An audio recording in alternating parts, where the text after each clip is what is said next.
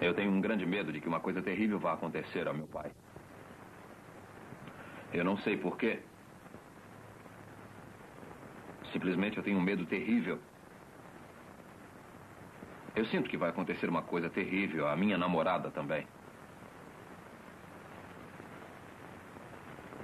Eu sinto impulsos repentinos de fazer coisas que... É uma ordem que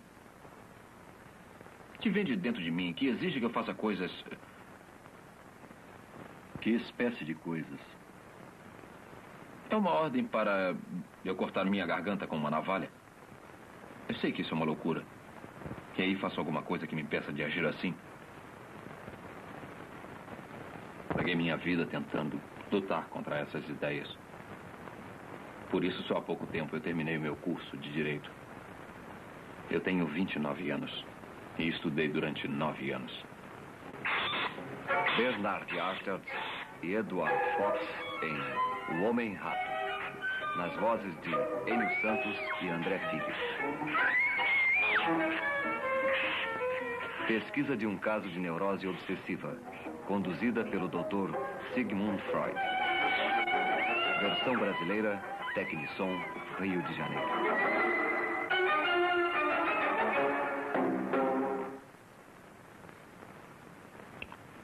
É tudo bem claro. Como se eu ouvisse a minha própria voz. Só que, na verdade, eu não estou falando.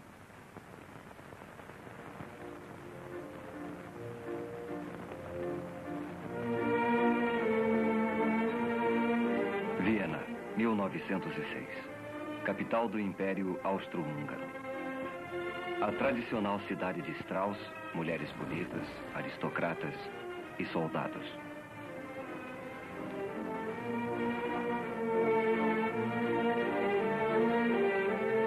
Mas Viena foi também o centro da nova ciência da psicanálise. O Dr. Sigmund Freud, um jovem médico que estudava as doenças mentais, ficara fascinado pelo conceito do inconsciente da mente e como seu funcionamento secreto afeta o nosso dia a dia. A maioria dos pacientes de Freud era formada de vienenses da classe média. Seus problemas e comportamento o levaram a crer que o motivo de tanta debilidade está escondido em nosso inconsciente e que são as experiências reprimidas e esquecidas de nossa infância que formam o inconsciente. Freud, um analista em atividade com 20 anos de experiência, estava com 50 anos. Ainda pesquisava e aprendia com as experiências de seus pacientes. Eu não tenho relações frequentemente, porque não tenho oportunidade. Eu acho as prostitutas repugnantes. Eu sinto que tenho desejo sexual normal, mas não sei como minha vida sexual estacionou.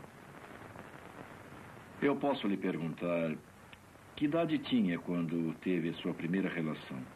26 anos. Há quanto tempo sofre com essas ideias, sua obsessão? Desde que eu era bem menino. Mas principalmente nesses últimos 4 anos. E o que o fez vir me consultar? Eu ouvi falar do senhor. Foi por isso que vim vê-lo. O paciente era advogado e oficial da reserva do exército austríaco. Embora Freud ainda não tivesse percebido, o homem estava a ponto de sofrer um completo colapso mental. As repetidas ordens que ele dizia receber, seguidas de tentativas para evitá-las, tinham reduzido sua vida a uma série de rituais sem sentido. A visita a Freud foi uma tentativa desesperada de achar a cura. Vamos deixar que o senhor pense no assunto. Amanhã poderá me dar a sua resposta.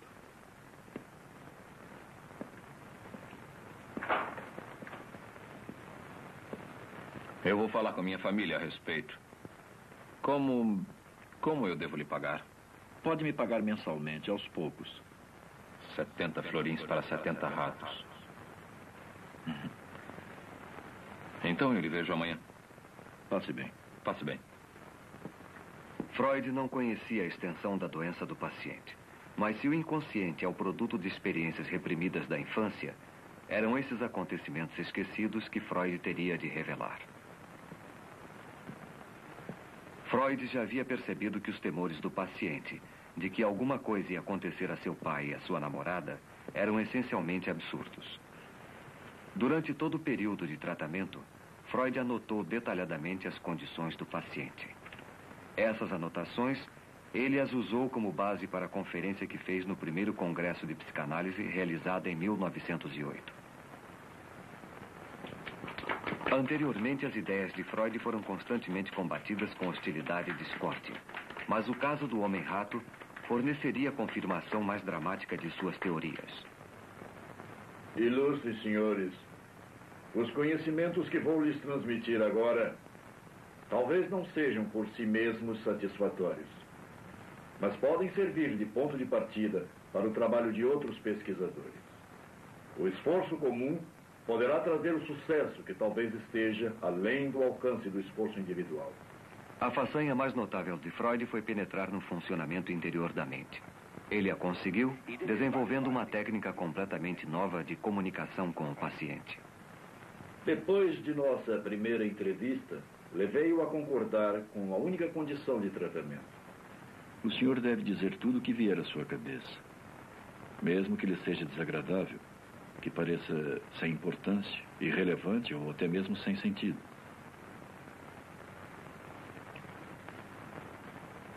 Eu sempre fui atormentado por impulsos criminosos. Eu costumava perguntar aos meus amigos, e ainda pergunto, se eles me desprezam por ser criminoso. Eles me dizem que desde que eu era pequeno eu sempre encarei a vida de modo negativo. Eu não sei por quê. Eu era feliz. Eu era muito amigo do meu pai. Sempre fui, toda a vida. Costumávamos conversar um com o outro sobre tudo. Menos sobre uma coisa. Nós tínhamos em casa uma jovem governanta chamada Senhorita Peter. Essa cena veio à minha cabeça bem distintamente anos mais tarde. Ela usava pouca roupa. Eu estava deitado ao seu lado. Então pedi que ela me deixasse tocá-la. Ela disse que eu podia, sim. Desde que não contasse aquilo para ninguém. Usava muito pouca roupa. E seu corpo me deu a impressão de ser muito estranho. Permitiu que eu tomasse algumas liberdades com ela. E isso me deixou com um desejo atormentador de contemplar o corpo feminino.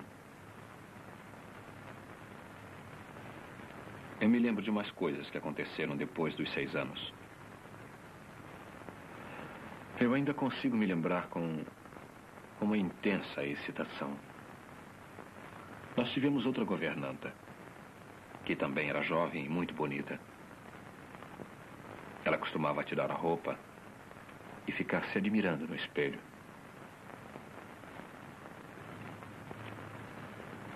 Eu ficava esperando, ficava queimando de curiosidade para poder vê-la bem.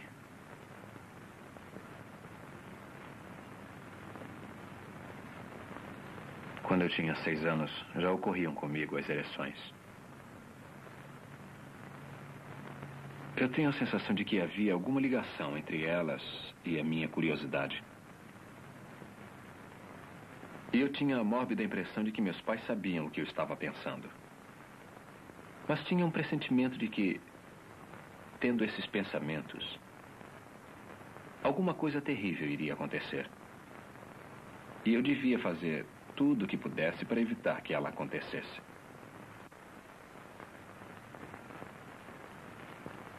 Lembra-se de alguns desses temores? Mesmo quando eu era jovem, eu não conseguia evitar de pensar na morte de meu pai. E isso me deixava muito nervoso.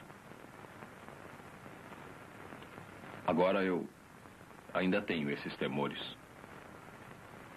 Temor de que aconteça alguma coisa ao meu pai. E o meu pai já morreu há muitos anos. Então não pode sofrer nenhum mal? Sim, eu sei disso. Mas eu ainda sinto muito medo por ele.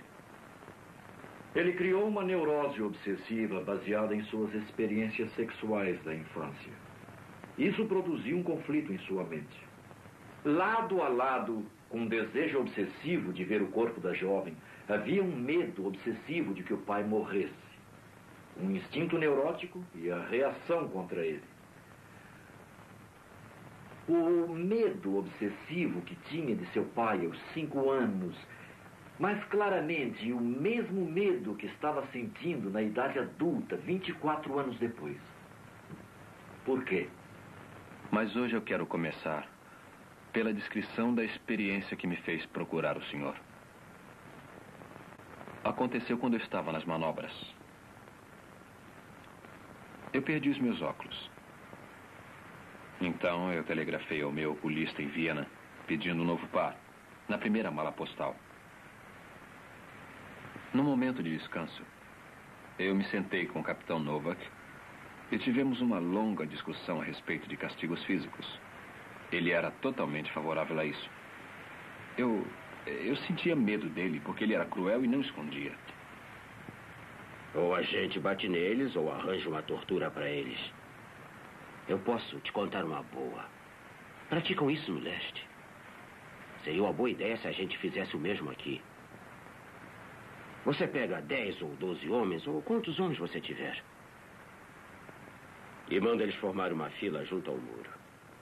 Aí você pega um deles, pega como exemplo, tira a roupa dele e manda deitar com a cara no chão, na frente dos outros. Depois você amarra os braços e as pernas dele, bem abertos para não poder se mexer. E aí acontece o quê? Eu vou dizer o que acontece. Eu não consigo falar sobre isso. Mas se devo tratar do senhor, preciso conseguir ajudá-lo a falar sobre os fatos.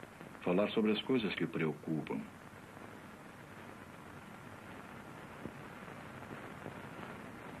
O prisioneiro foi trespassado.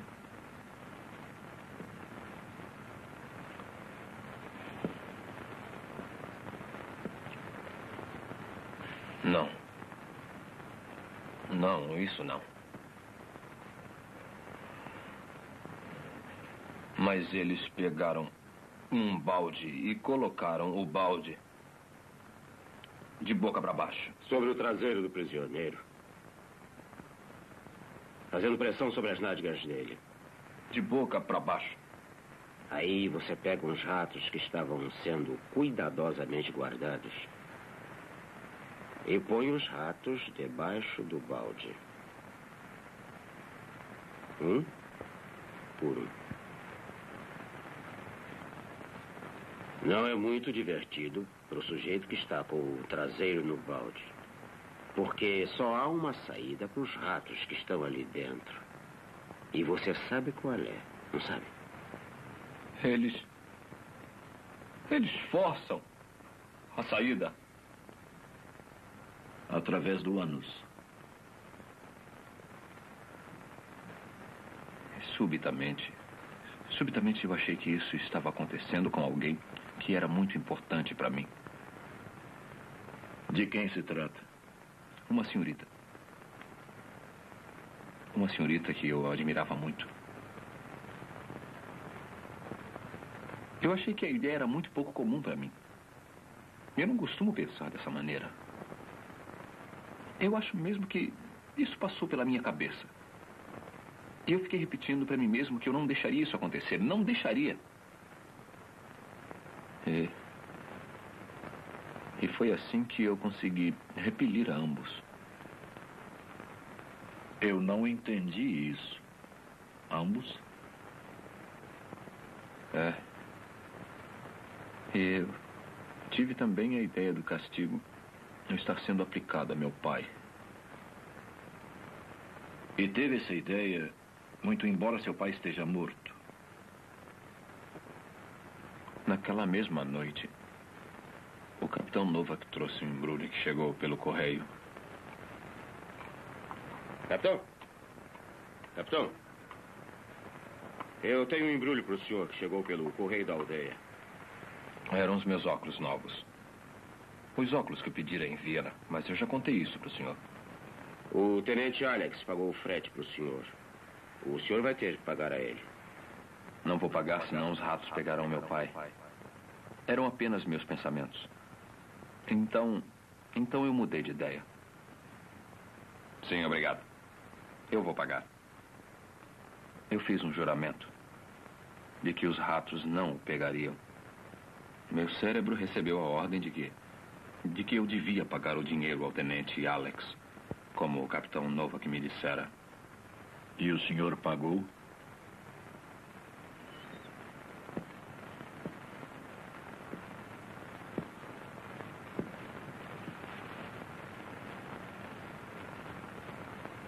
Naquele dia e nos 2 dias seguintes eu tentei pagar o dinheiro. Eu não consegui encontrá-lo. Depois eu o encontrei e fui para pagar, mas ele recusou. Disse que não estava mais trabalhando no posto dos Correios e que não havia pago o frete. Ele tinha sido pago pelo tenente Brown. Eu não consegui cumprir o meu juramento. Eu não consegui cumprir o meu juramento, capitão. Eu não consegui cumprir. E o que foi que o senhor fez? Eu fiz um plano.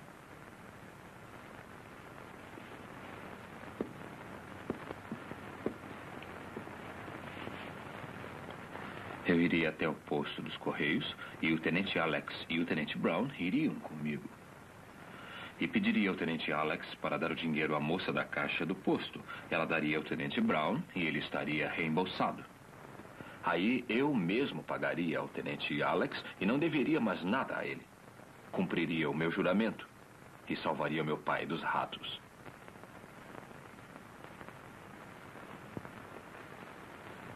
Mas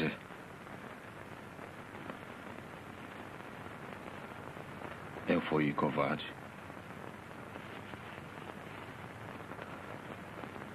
Eu sempre fui covarde. Desde o tempo em que era menino. Por que se acovardou por ter de pagar a ele? Eu não queria parecer um idiota. Não podia me arriscar a pedir aos tenentes para fazerem aquela maluquice. Eu não consegui decidir o que fazer, se eu levava o meu plano até o fim ou se fugia. Eu fui até a ferrovia. O carregador disse, trem das 10 horas. Eu disse que sim. Foi o destino. O trem das 10 horas não passava no posto dos Correios. No posto dos Correios? Na cidade onde era o posto dos Correios, capitão. Ia para Viena. Então eu fui para Viena. E no dia seguinte, eu coloquei o dinheiro em uma carta. E então o enviei para a moça do posto dos Correios. É provável que, na verdade, ele sempre soubesse que foi ela quem pagou o frete de seus óculos. Por que não reconheceu o fato antes? Enviei o dinheiro para a moça do posto dos Correios.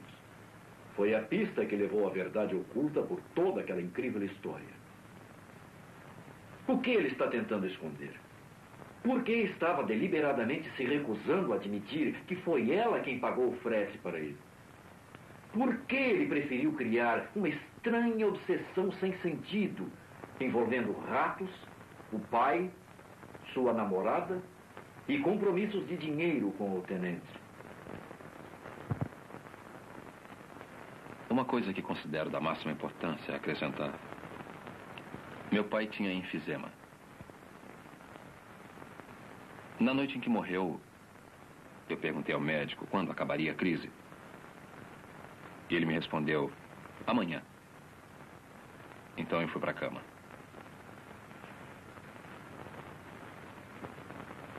Meu pai morreu naquela noite. Nunca entrou na minha cabeça que ele pudesse morrer. E ainda não consigo entender que esteja morto. Só depois de quase 2 anos de sua morte foi que eu comecei a me preocupar com isso. Comecei então a me considerar um criminoso. Porque eu não estava presente quando ele morreu. Foi imperdoável. Porque afinal eu era o filho dele. Então eu sou um criminoso. Eu vou tentar explicar. O que precisamos fazer é encontrar as ligações certas. Ligar os seus sentimentos de reprovação, de culpa, de autocensura com o que realmente os causou. Sabe, ninguém está acostumado a ter sentimentos fortes sem que consiga explicá-los. Então, olhamos à volta buscando uma causa possível. E pegamos a primeira que pareça razoável. O senhor se agarra ao fato de estar ausente do leito de morte de seu pai. Mas fez a ligação errada. A verdadeira causa desse forte sentimento está em alguma experiência desconhecida alojada em seu inconsciente. O que nós temos a fazer é torná-la consciente e depois estabelecer a ligação certa. Quer dizer que minha sensação de ser um criminoso com relação ao meu pai é justificável? Provavelmente. Por algum motivo que desconhecemos. Mas nesse ponto do seu tratamento, vai achar difícil aceitar isso. Eu jamais aceitarei porque é impossível. Eu nunca fui um criminoso para o meu pai. E mesmo que eu aceitasse a justificativa desse sentimento, eu não vejo em que isso poderia me ajudar. O senhor está aceitando que o seu sentimento não ajudaria. Mas ele pode ajudá-lo a lembrar-se dos acontecimentos que deram origem a ele. E que ainda estão ocultos em seu inconsciente. Eu gostaria de falar sobre meu pai. Eu tenho umas fotografias dele. Eu sempre trago comigo.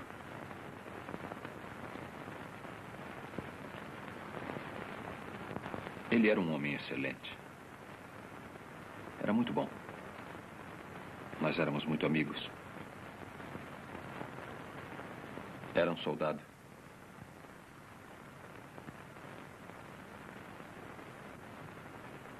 Isto é apenas um pensamento isolado, sem nenhum significado.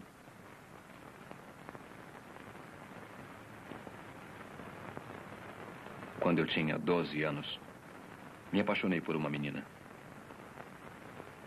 Mas ela não gostava de mim. E eu pensei que ela só ia querer me namorar se o meu pai morresse. Ela sentiria pena. Mas eu tirei essa ideia da minha cabeça.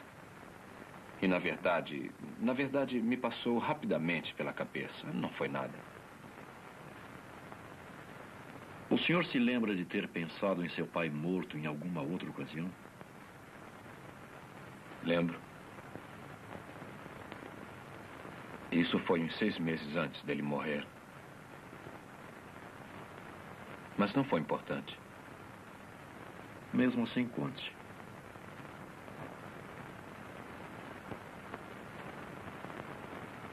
Prefiro não pensar nisso.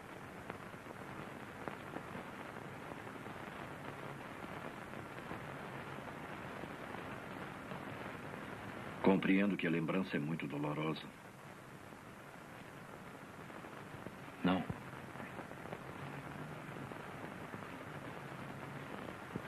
Eu não consigo me lembrar.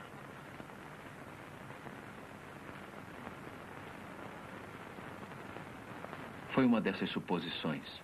É que, se ele morresse, eu teria dinheiro para me casar. Mas eu afastei do pensamento. Mas se ele tivesse morrido, teria sido uma vantagem para o senhor. Mas eu não queria. Mas teria sido uma vantagem, não teria? Teria.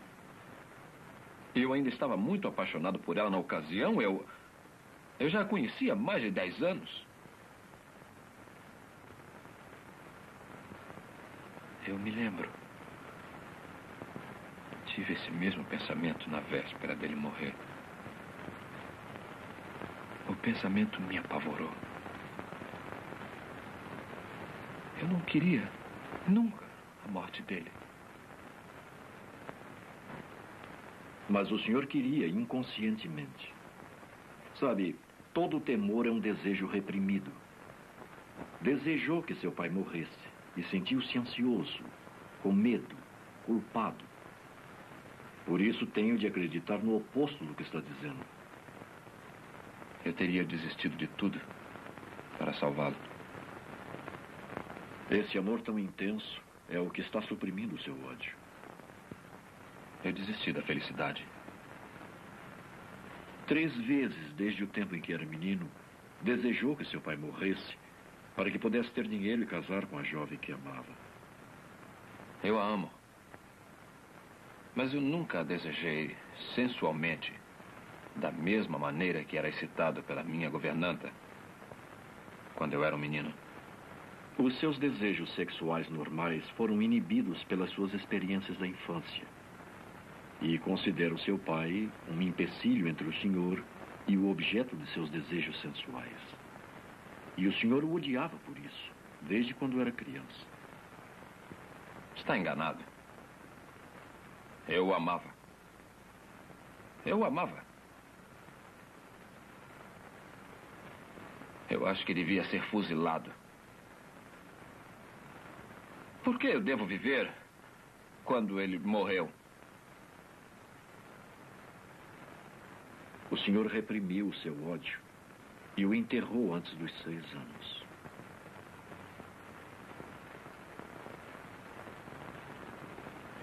Uma vez eu tentei matar meu irmão. Nós éramos meninos. Eu carreguei a minha espingarda de brinquedo com uma vara. Depois eu disse para ele que se ele olhasse para dentro do cano, ele ia ver uma coisa. E puxei o gatilho.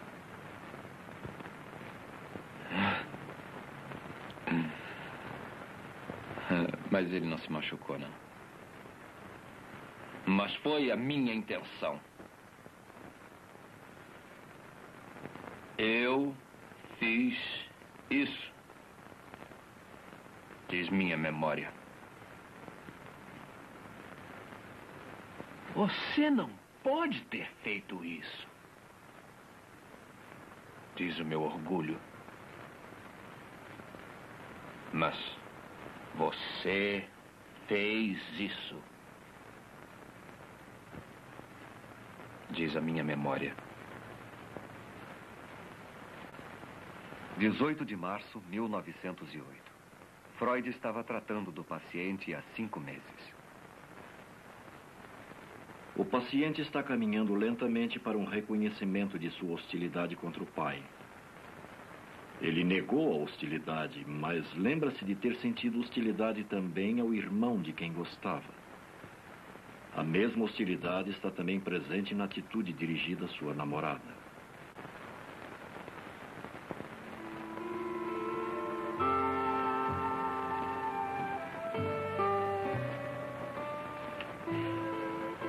Nós estávamos no lago, num barco. Ela adorava andar de barco. Mas eu temia que ela se resfriasse. Ela não usava roupas próprias para andar de barco. Então eu pedi a ela para colocar o meu chapéu. Ela recusou. Disse que ia ser uma bobagem. Mas eu forcei. Olha, vai chover. Eu acho que não. Vai, você vai se molhar. Você devia estar usando uma proteção. Não, eu estou perfeitamente bem. Pode deixar, Paul. Ponha o meu chapéu para você não se molhar. Não, eu estou bem, Paul. Ponha o meu chapéu. Que bobagem. Ponha o chapéu. Não. Ponha o chapéu. Não. Ponha o chapéu. Não. Ponha o chapéu. Não ponho. Ponha o chapéu. Não. Ponha o chapéu. Ponha o chapéu.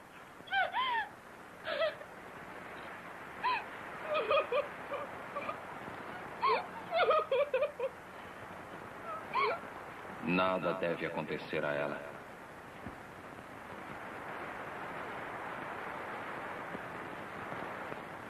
Nada deve acontecer a ela.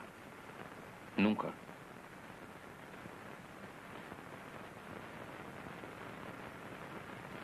Eu estava esperando por ela. Eu já não havia uma porção de dias. Mas havia uma pedra na estrada. E eu pensei que se as rodas da carruagem batessem na pedra, Gisela podia morrer. Então eu peguei a pedra e a coloquei fora da estrada. O senhor queria protegê-la. Jurou que nada aconteceria a ela. Aí eu vi como eu tinha sido absurdo. Peguei a pedra e a coloquei de novo no lugar em que estava.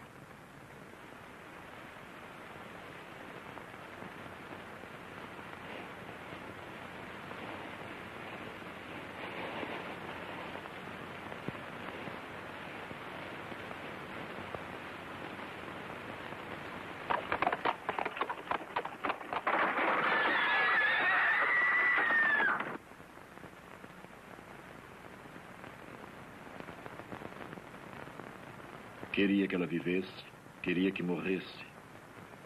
O desejo de causar mal, o desejo de proteger. Esses são os componentes na batalha entre o amor e o ódio. Nada deve acontecer a ela.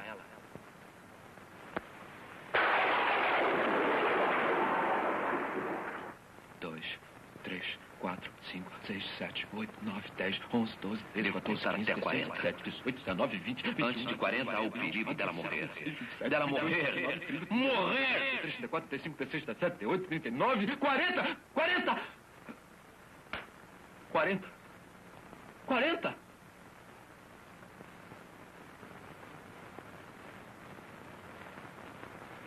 Por que está tão zangado com ela? Deve haver um motivo para estar tão zangado e ter de protegê-la. Talvez ela não o ame. Eu acho que tenho de guardar a mim mesma para o homem ao qual um dia eu vou pertencer. Você não pode me amar, Gisela. Você não pode me amar? Não. Dessa maneira, não. Eu te odeio, Gisela. Olha, vai chover. Ponha o meu chapéu. Não, Paul. A obsessão do paciente exibe um irresistível antagonismo que ficou demonstrado em sua atitude de superproteção. Ele tirou a pedra da estrada para salvar a vida da moça, mas a recolocou, o que voltou a expor a moça ao perigo. Bom Deus, proteja meu pai e Gisela. Amém.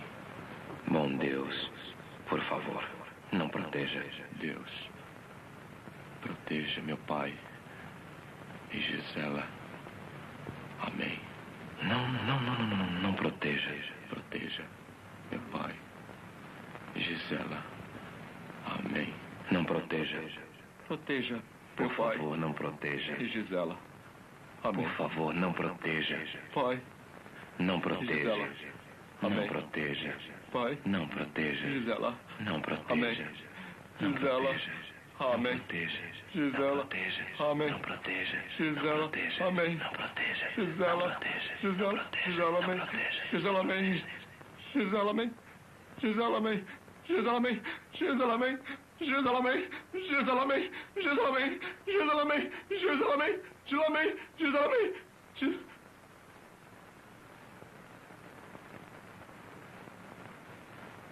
Em suas orações, ele tentou afastar o que considerou ser o seu pensamento mau, luxurioso para com Gisela.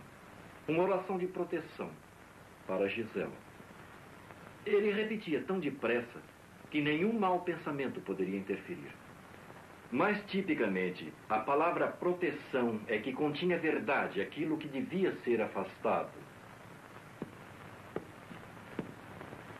A palavra Gisela mesmo formada pelas duas palavras, o nome da moça, Gisela e Amém.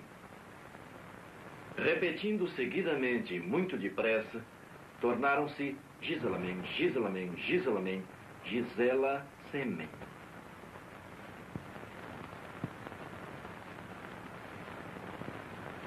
Ou, para ser mais claro, ele se masturbava com a imagem da moça. Ouvi o caso dele durante 6 meses. E foi logo depois desse tempo que atingimos um período muito difícil de tratamento. A hostilidade do paciente com relação ao seu pai, que já estava presente em seu relacionamento com seu irmão e sua namorada, começou a se revelar com relação a Freud. O paciente, sem conhecer a importância de seu comportamento, começou a transferir suas emoções para o analista e a viver no consultório as experiências que ainda estavam enterradas em seu inconsciente. Sobre o que o senhor quer falar hoje? É uma coisa que vem me perturbando no fundo da minha mente. Eu não disse ao senhor que quando meu pai morreu, ou logo depois dele morrer, a minha mãe insinuou que eu devia me casar com uma prima. Quando meu pai ainda estava vivo, também insinuou a mesma coisa. Ele queria isso. Ela era muito rica. E seria um bom casamento. Todo mundo dizia que seria um excelente começo para mim. Mas para mim não valia nada. Quando eu fiquei doente, a ideia então foi abandonada. Eu não conseguia trabalhar. Mas não era sobre isso que eu queria falar com o senhor, nada disso. Eu queria falar sobre uma jovem que vi à porta de sua casa há uma semana. Ela era extremamente bonita. Tinha os olhos mais lindos que eu já vi. E ela me deixou muito excitado. Por que está fazendo isso? Por que está fazendo isso? Por que põe a sua filha na porta de casa para excitar-me? Eu confiei em você como um amigo. Mas está sendo bonzinho comigo só para eu me casar com ela. É por isso que está me tratando tão bem. Você quer que eu seja o seu genro? Eu a desprezo, eu a odeio, eu a detesto, eu também o odeio, mas admiro a sua esperteza. Está transferindo para mim a sua aversão à possibilidade de casamento? Essa não é a prima rica com quem sua mãe queria que casasse? O senhor é quem a está promovendo a minha filha. O senhor é mesmo muito esperto. Consegue insinuar coisas estúpidas, sim. E é muito inteligente também. Oh, muito inteligente. Esconde suas verdadeiras intenções.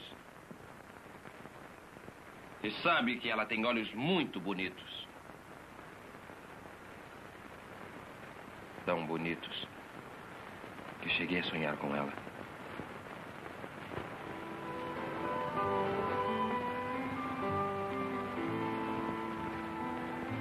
Freud atribuía grande importância aos sonhos, como sendo um meio de revelar o inconsciente.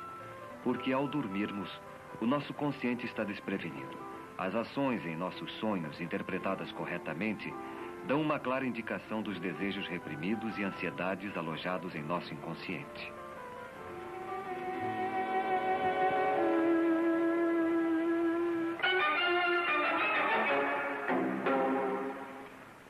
Não. Você está interessado não é em seus bonitos olhos, é em seu dinheiro. Em seus sonhos, a moça que pensa ser a minha filha é a prima rica que seus pais queriam que desposasse. O estrume de vaca é um símbolo de dinheiro. E também pode representar sujeira. Dinheiro é sujeira. Uma coisa desprezível. Também é uma coisa que deseja. Porque sempre foi a necessidade do dinheiro para se casar que o fez querer ver seu pai morto. O senhor me enoja! Porque o senhor me transformou no pai que quer que se case com a prima rica. E está zangado por isso. É o que traz de volta todo o conflito de sua mente. Devia permanecer fiel a Gisela, a moça quem amou, ou devia se casar com a prima rica, como seu pai queria? Não sabe decidir. E para evitar enfrentar o problema, ficou doente. Não podia trabalhar porque não queria trabalhar. Se o senhor se formasse em direito, o combinado seria de que se casasse com a prima rica. Mas o senhor não queria. E foi por isso que levou 9 anos para conseguir se formar.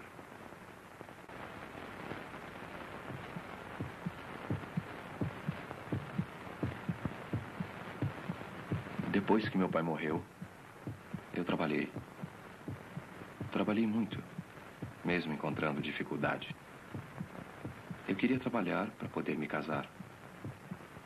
E trabalhava até tarde da noite. Exatamente à meia-noite, eu abri a porta do meu gabinete para que meu pai entrasse. Mas ele nunca entrou. Aí então eu fiz uma coisa louca. Tirei a minha roupa. Examinei as minhas partes íntimas no espelho. São os dois lados do seu relacionamento inconsciente entre o amor e o ódio, expressos em um ato obsessivo isolado. Queria agradar seu pai trabalhando muito, para que pudesse se casar com a moça rica, mas ao mesmo tempo ser descoberto desafiando seu pai, masturbando-se mentalmente, como fazia quando era criança. Por essa época, eu nem me lembro quando foi, minha mãe que me disse. Meu pai foi até o meu quarto e me bateu por eu fazer uma travessura qualquer.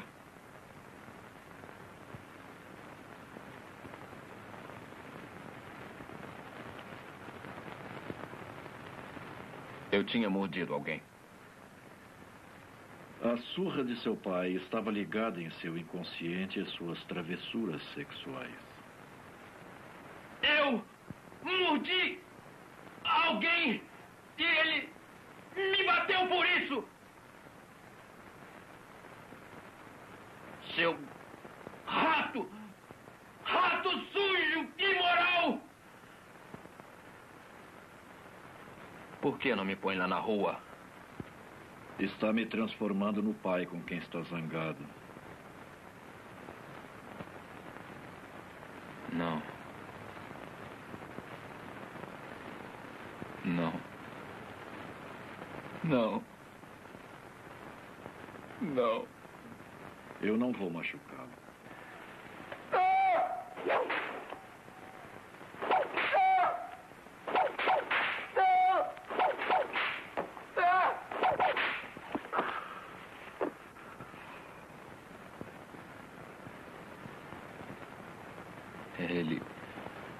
Ele bateu tão forte.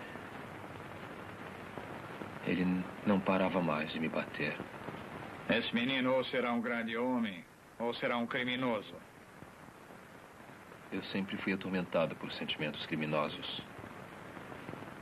Impulsos criminosos. Gradualmente, o paciente foi convencido. O pai que ele amava também odiava. Meu pai morreu há muito tempo. Então não lhe pode fazer nenhum mal. Eu sei disso. Mesmo assim, ainda receio. Ele reprimira seu ódio aos 6 anos de idade. E esse ódio apenas apareceu como culpa, aparentemente sem motivo, e uma neurose obsessiva.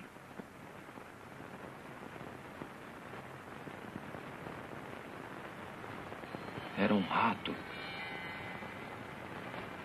Estava se alimentando do corpo de meu pai.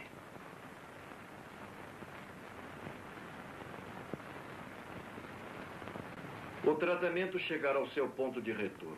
O caminho estava livre para a solução da imagem do rato. Tendo aceito, depois de uma luta de 10 meses, a relação de amor e ódio com seu pai, ele estava apto a me contar coisas que eu pude refazer e explicar os motivos das histórias sobre os ratos. A história de ratos do capitão tornou-se o ponto central de referência para uma série de associações retrocedendo até a sua infância. E ratos adquirem uma série de significados simbólicos. Foi arranjar dinheiro para poder se casar. O motivo de querer ver seu pai morto. Dinheiro é sujeira. Uma coisa desprezível. E ratos são a mesma coisa. Tantos florins por tantos ratos.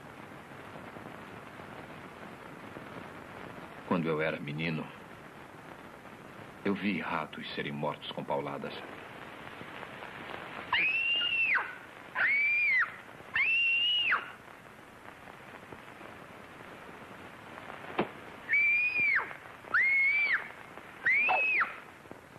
O rato é o senhor quando criança.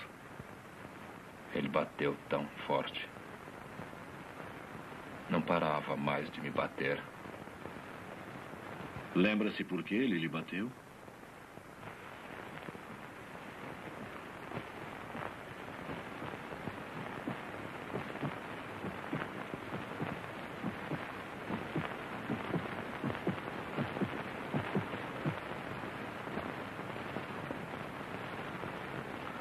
Eu mordi alguém.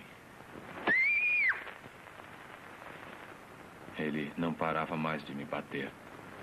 Assim, no rato, o paciente viu uma imagem viva de si mesmo. A crueldade do capitão Novak e seu amor ao castigo corporal também lembraram inconscientemente as surras da sua infância. Em seus delírios obsessivos, o paciente imediatamente ficava hostil com seu pai. A tortura do rato devia ser aplicada a seu pai, mas ele o amava e, para protegê-lo, fez um juramento. Eu preciso devolver o dinheiro ao tenente Alex.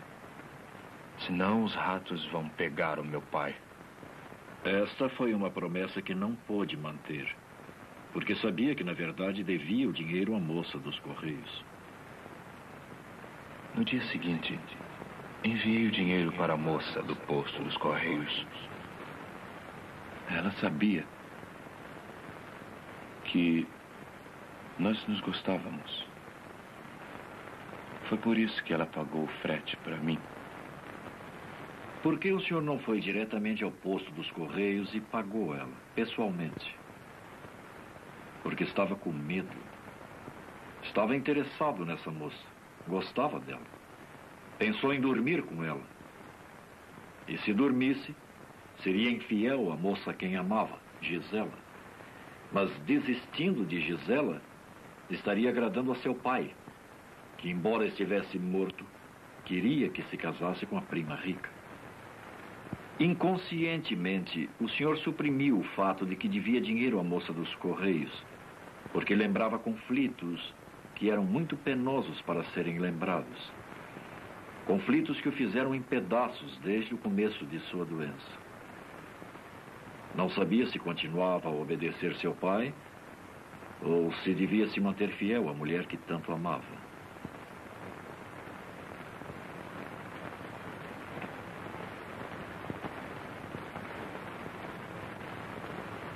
Quando chegamos à solução, o delírio de rato do paciente desapareceu. A mente do neurótico obsessivo é como a árvore que espalha os seus galhos em todas as direções. Mas seja qual for a folha que a pessoa tomar, ela sempre seguirá o caminho da raiz causadora do mal. Nesse caso, o conflito entre o amor e o ódio que nasceu da crença inconsciente do paciente de que seu pai ficou entre ele e os seus desejos sexuais. Mas, quando o ódio reprimido por seu pai foi revelado, o conflito entre o amor e o ódio ficou resolvido e a importância de sua personalidade normal foi restabelecida.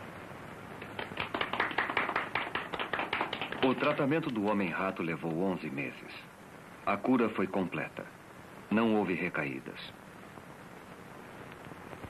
O próprio Freud e seus colegas reconheceram o caso como um grande avanço. Provou a existência da sexualidade infantil. Mostrou a ocorrência de experiências precoces da infância e a influência no futuro dessas experiências ocultas em nosso inconsciente. As ideias psicanalíticas de Freud, amplamente apoiadas pelas provas do caso do Homem-Rato, ainda sofreram controvérsias. Mas para o bem ou para o mal, foram profundamente influenciadoras. Freud é um dos poucos homens do qual se pode autenticamente dizer: ele revolucionou os nossos pensamentos e o nosso modo de viver.